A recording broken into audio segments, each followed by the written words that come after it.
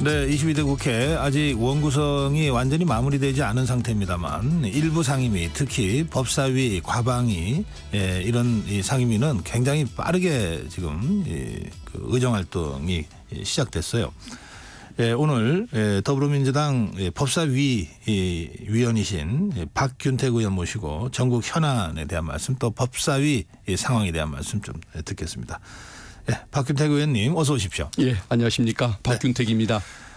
이번에 초선으로 국회에 들어오셨죠? 예, 그렇습니다. 지역구가 어디십니까? 광주 광산구 갑입니다. 광산구 갑이면은 그 송정리 그쪽입니까? 예, 송정역 군공항이 있는 곳입니다. 아, 그렇군요. 군공항 이전되면서 뭐 개발에 대한 기대가 엄청 높던데요? 근데 아직 지금 예. 그 확정이 안 된 상태라 네. 좀 더 노력을 해야 할 것 같습니다. 예, 아주 어려운 일을 그 지역에서 해내셔야 되겠네요. 네, 그렇습니다. 이번에 지역구에서 이제 경선 거쳐서 국회 들어오셨는데 그 정치 입문 과정 겪어보시니까 어떠세요? 선거가 생각보다 어려웠던 것 같습니다. 네. 나의 진심만 있으면 알아주시겠지라는 이런 생각으로 임했는데 네. 막상 그 많은 시민들을 상대로 저를 알리고 홍보한다는 것이 보통 어려운 일이 아니라는 것을 뒤늦게 체감을 했었습니다. 몰랐으니까 쉽게 도전할 수 있었던 그러셨구나. 것 같습니다. 예. 근데 그 언론에서는 우리 박균택 의원을 비롯한 몇 사람을 그 이른바 대장동 변호사라고 이렇게 부르잖아요. 예. 그렇게 부르는 데 대해서는 어떤 느낌이세요? 그게 제가 그걸로 특징 지워진다고 한다면 어쩔 수는 없는 일이긴 한데 네. 막상 그 시민들 입장에서는 또 지역에서 네. 뭔가 활동상이나 앞으로 미래상에 대한 관심 때문에 저를 선정을 해 주신 것이지 네. 뭐 어떤 특정 사건을 했다고 해서 특정 당대표의 뭐 친분도 때문에 저를 꼭 골라줬던 것은 아니기 때문에 네. 조금은 아쉬운 표현이기도 하고 그렇습니다. 그럼 앞으로는 국회의원 박균택으로 불리고 싶다. 예, 어떻게 부르셔든 상관없습니다. 알겠습니다. 예, 지금 저 법사위가 굉장히 빠르게 지금 활동이 지금 이제 진행되고 있는데요. 해병대원 특검법에 대한 입법청문회가 오늘 열립니까? 내일 열립니다. 아, 내일 열립니까? 예. 그 어떻게 진행됩니까? 입법청문회면? 일단은 재정법. 개정법은 그렇지 않지만 재정법에 대해서는 반드시 입법청문회를 열게 그렇죠. 돼 있습니다. 네. 그래서 내일 열리는 것인데 12명의 증인과 3명의 그 참고인을 불러서 어떤 사건의 진상도 확인하고 네.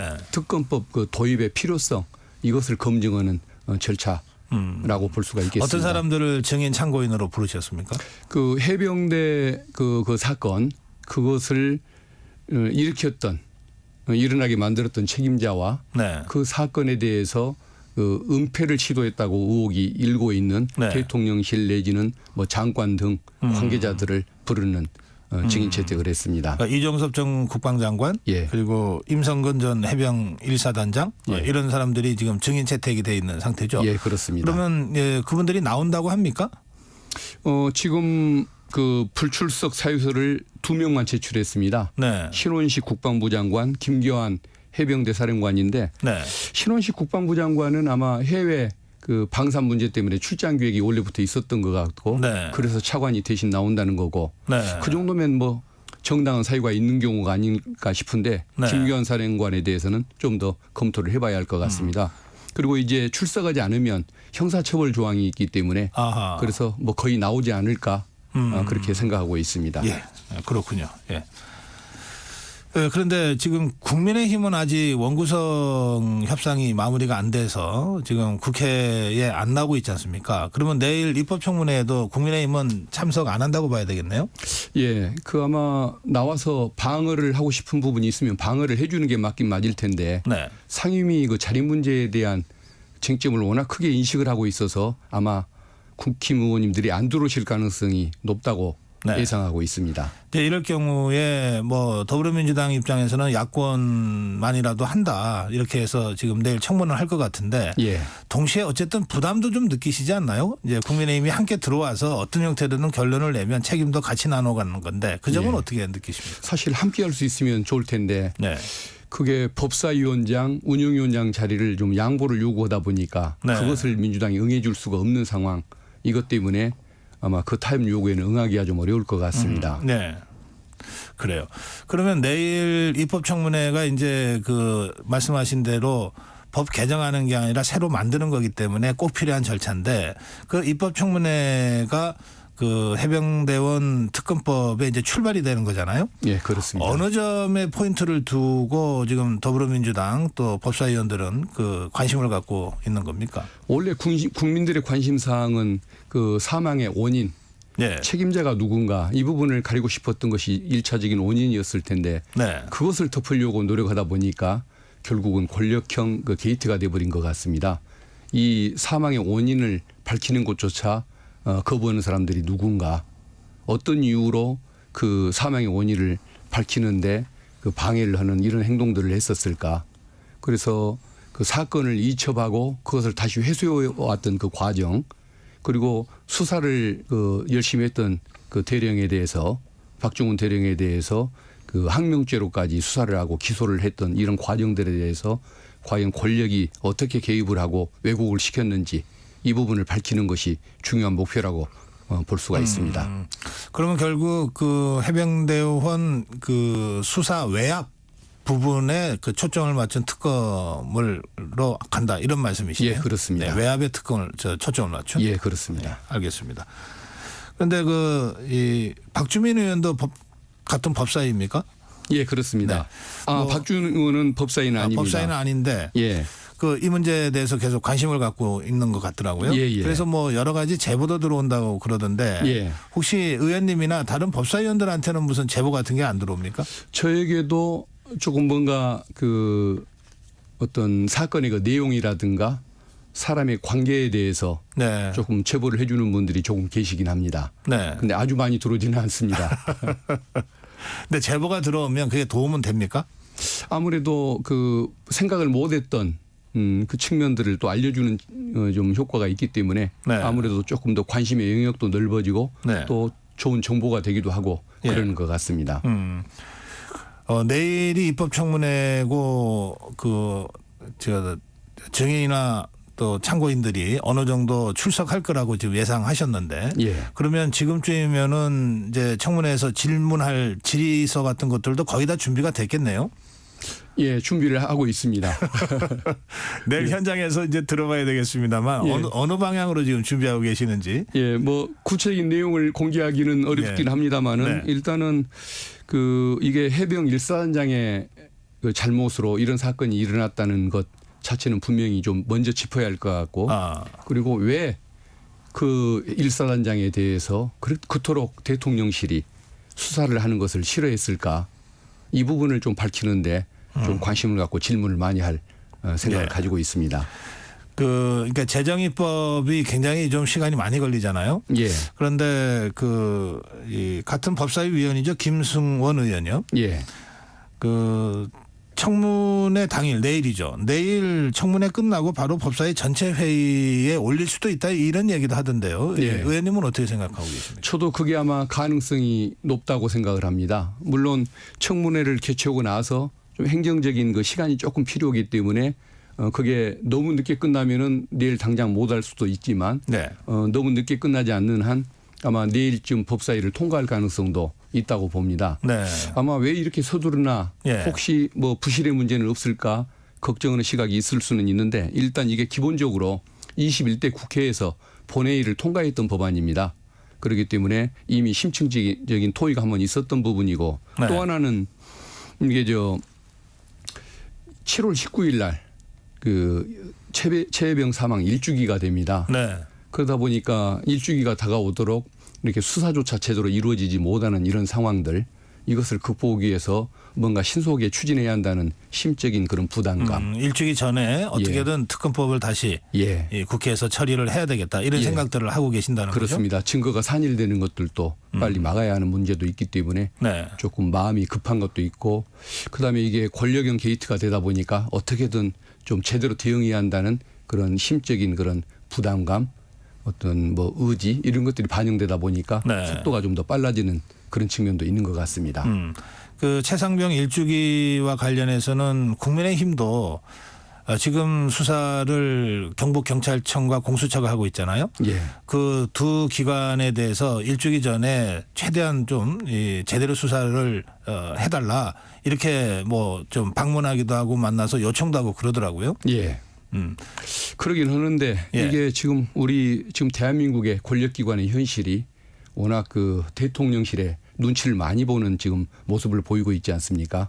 심지어는 공수처마저도 대통령실 얘기가 나오면 그렇게 열심히 일을 안 한다라는 느낌이 들 정도로 이런 불신이 생기다 보니까 네. 결국은 이제 특검에게 기대할 수밖에 없다는 그런 생각을 갖게 합니다. 예, 알겠습니다. 그런데 특검과 동시에 국정조사 요구서도 냅니까? 예, 그걸 제출했습니다. 예, 제출한 것으로 알고 있습니다. 이걸 병행하는 이유는 뭐죠? 이게 그 할 수 있는 것은 다 한다. 그러니까 할수 있는 건다 진상을 한다. 밝히고 책임자를 처벌하기 위해서 할 수 있는 노력은 민주당은 다 한다라는 기본적인 전제가 깔려 있고 그다음에 또 하나 그렇게 하는 이유가 그래서는 안 되겠지만 아마 이 특검법에 대해서 또 대통령실이 윤석열 대통령이 거부권을 행사할 가능성이 있지 않습니까? 그리고 또 국힘이 거기에 대해서 재의결에 동조를 안 해줄 가능성이 있지 않습니까? 네. 그러다 보니까 그 경우를 대비한 그런 예비적인 측면도 함께 있다고 그렇게 생각을 합니다. 예. 이 여당이 지금 원구성에 임하지 않고 있기 때문에 사실 상임위 배분도 안 돼 있는 상태이긴 합니다만 그래도 국민의힘의 법사위원들이 어떤 사람들이 될 거라는 건 되게 알잖아요. 예. 그 여당의 법사위원 될 사람들하고는 좀 대화가 지금 이루어지고 있습니까? 물밑으로라도? 그거 따로 지금 일단은 출석 자체가 이루어지고 또 네. 위원이 확정이 돼야만 네. 그게 가능한 것일 텐데 일단 그 국힘 의원님들은 그냥 국회의장께서 일단 강제 배분 형식으로 해놓은 그런 상태이기 때문에 네. 최종적인 멤버인지도 알 수가 없고 네. 일단 당대당 차원의 협상이 먼저 있어야 할 부분이라서 네. 따로 뭐 법사위원끼리 예정자하고 예. 뭐 토론을 하거나 이런 절차는 아직 뭐 진행할 수가 없는 상황입니다. 이게 어쨌든 원구성이 빨리 마무리가 돼야 이제 정상적으로 상임위가 어쨌든 가동이 되잖아요. 예. 그 추경호 국민의힘 원내대표가 이제 마지막 제안이다 그러면서 1년씩 하자. 이게 이제 21대도 한번 그랬던 적이 있으니까 그 제안을 박찬대 원내대표는 역으로 1년간 대통령이 거부권 행사하지 않는다고 약속하면 검토할 수 있다. 뭐 이렇게 해서 사실상 거부를 했는데 그건 어떻게 보십니까, 의원님은? 저게 민주당이 양보를 못하는 것에 대해서 국힘 지지자분들은 사실은 불만이 충분히 느낄 수 있을 겁니다.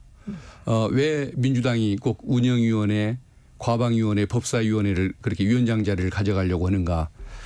민주당 입장에서 이걸 생각을 해보면 예.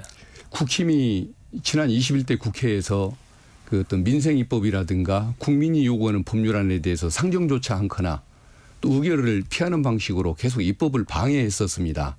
그리고 운영위원회 국회의원들이라고 한다면 운영위원회 의원들이 그 어떤 대통령실의 잘못을 견제를 하고 추궁하는 역할을 할 수가 있었어야 했는데 계속 대통령실을 옹호하고 비호하는 입장을 취해왔습니다. 네. 그러다 보니까 그에 대한 당연히 불신이 있는 것이고 또 그런 모습이 국회의원들의 어떤 판단을 넘어서 국민들이 그 부분에 대한 문제점을 느끼고 민주당이 제대로 힘을 갖고 싸우도록 이번에 총심에서 민의로 보여줬지 않습니까? 이번에 민주당이 압도적으로 승리를 했는데 우리 헌정사상 야당이 단독으로 과반을 넘긴 것은 이번이 처음이라고 합니다. 그만큼 어떤 정권 견제와 그다음에 야당이 제대로 싸우기를 요구하는 국민적인 목소리가 높다 보니까 그 총선의 민의를 받으려고 한다면 민주당 입장에서는 입법 문제, 네. 대통령실 견제 문제를 위해서 운영위원장 그리고 법사위원장 자리를 양보할 수가 없는 그런 입장인 거죠. 그래서 네.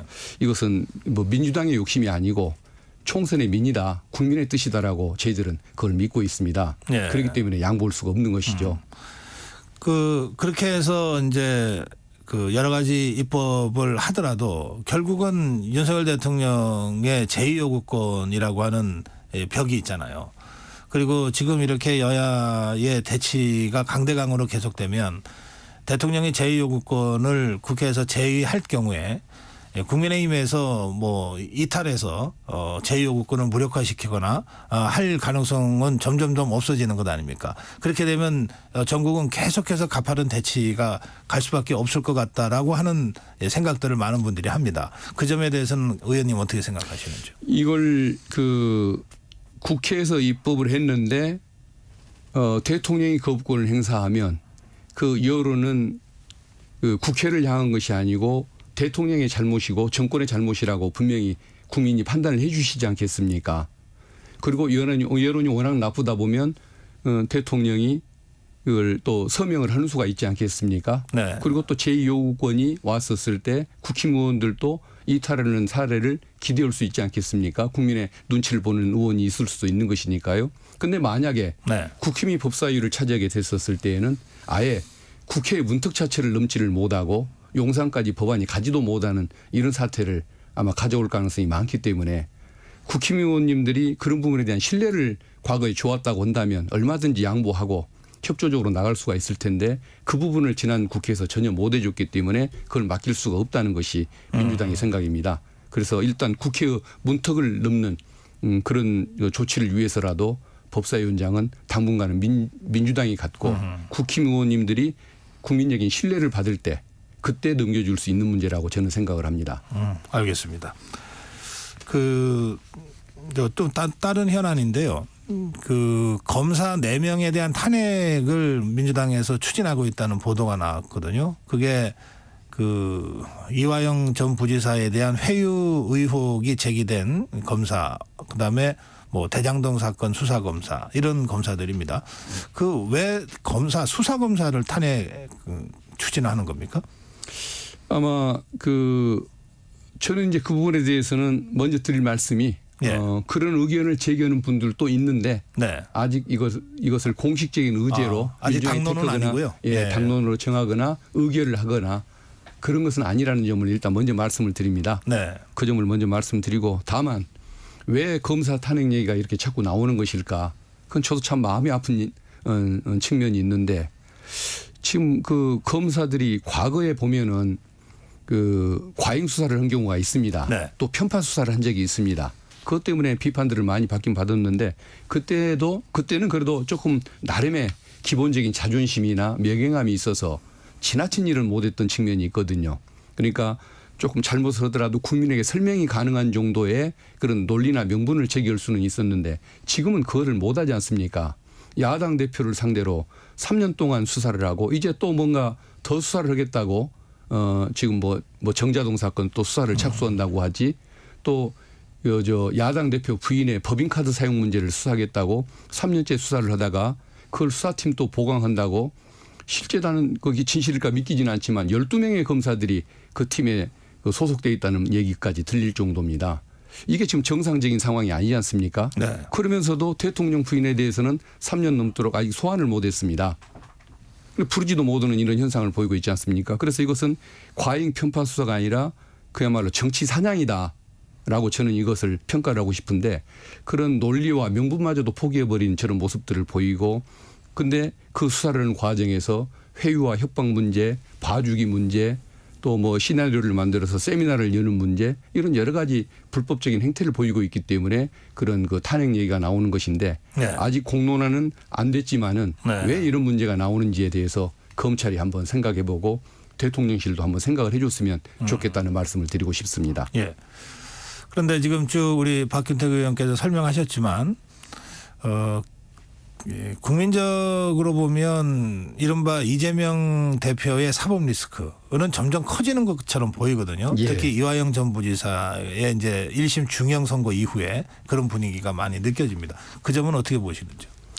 그 부분은 그 사건 내용을 하나하나 들여다보면은 검찰은 굉장히 그 큰 사건인 것처럼 기소를 했지만 사건 내용을 하나하나 들여다보면 허술한 점이 참 많거든요. 기초 자체가 인정이 어려운 부분들도 많고 그것은 지금 어떻게 설명을 좀 간단히 드려도 될지. 그러시죠. 예. 예를 들어 지금 우리 그 대북 송금 사건 1심 판결이 났습니다마는 이 부분에 대해서는 이화영과 이재명 대표 지사의 그 관계가 서로 연락 한번 직접 해보지 못한 그런 관계 아닙니까? 시간이 한 1분 정도 여유가 그렇습니까? 있습니다. 예. 예. 어쨌든 그 뭐 성남 FC 사건 같으면은 네. 이 도대체가 그 공익적인 목적으로 광고를 수주한 사건을 가지고 기소하는 법이 어디 있습니까? 야당 자치단체장을 상대로 여당의 자치단체장을 상대로 그런 수사를 해본 적이 없지 않습니까? 이런 식으로 어떤 그 문제점들을 다 안고 있는 사건들이기 때문에 그것들에 대해서는 아마 그 법정에서 진실이 밝혀질 걸로 그렇게 믿고 있고 열심히 변호인들이 법정에서 좀 잘 대응해 주기를 기대해야 할 것 같습니다. 그 꼼꼼하게 구체적으로 짚어보면 이재명 대표의 이른바 사법 리스크는 별거 아니다. 지금 우리 박현택 의원 그렇게 생각하시는 거군요. 그 규모로 보면은 굉장히 중요한 일인데 내면에 워낙 허술하거나 증거가 없거나 또 법리가 또 갖춰지지 않은 부분들이 있어서 법원에서 결국적으로는 무죄 판결들이 나올 거라고 저는 믿고 있습니다. 알겠습니다. 예, 시간이 다 돼서 그 마무리 인사 말씀하실 기회는 제가 드리고 싶거든요. 예. 의정 활동에 가거나 예. 한 말씀 해주시죠. 예, 뭐 지금 여야가 이렇게 열심히 대립을 해가면서 또 충돌하는 양상도 보이고 있습니다만은 민주당이 홀로 지금 법사위를 운영하는 것, 국회를 운영하는 것이 마음은 아픈데 그럼에도 불구하고 야당이 일단 급한 사안들에 대해서 먼저 운영을 하더라도 국민의 공감을 얻을 수 있는 사안들 중심으로 민생에 도움이 되는 방향으로 뭐 좀 공감을 얻는 그런 활동을 하도록 노력을 하겠습니다. 예. 예, 더불어민주당 그 광주 광산 갑입니다. 갑 지역구 박균택 의원과 함께 말씀 나눴습니다. 고맙습니다. 예, 감사합니다. 네.